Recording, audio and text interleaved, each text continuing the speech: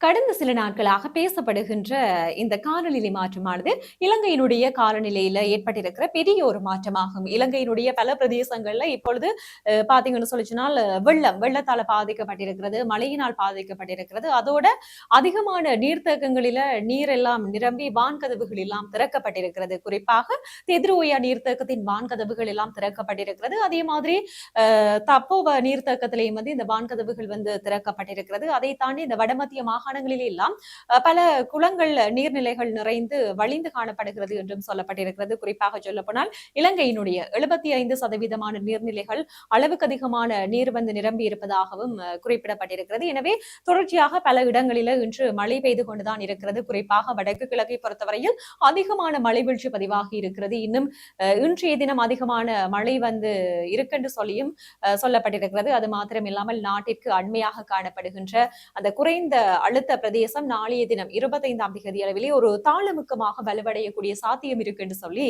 வானிலை அவதான மையம் இன்று காலை வெளியிட்டிருக்கிற அறிக்கையில சொல்லி இருக்குது.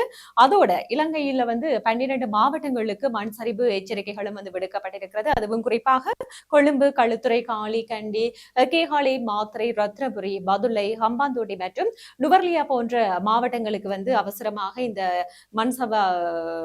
மண்சரிவு அபாய எச்சரிக்கை விடுக்கப்பட்டிருக்கிறது. இலங்கையிலே தற்போது நிலவும் இந்த சீரற்ற வானிலை காரணத்தால தற்போது வரையில் 9 பேர் உயிரிழந்திருப்பதாகவும் அனர்த்த முகாமைத்துவ மத்திய நிலையம் அறிவித்திருக்கிறது. எனவே நாளைய தினம் 25ஆம் தேதி ஒரு தாளமுக்கம் ஏற்படக்கூடிய வாய்ப்பு இருக்கு என்று சொல்லி இருக்கின்றார்கள். எனவே மக்கள் இந்த நாட்கள்ல மிகுந்த அவதானத்துடனும் எச்சரிக்கையுடனும் செயற்பட வேண்டும் என்று ஆய்வு மையம் பொதுமக்களுக்கு ஒரு வேண்டுகோள் ஒன்றை முன்வைத்திருக்கிறது.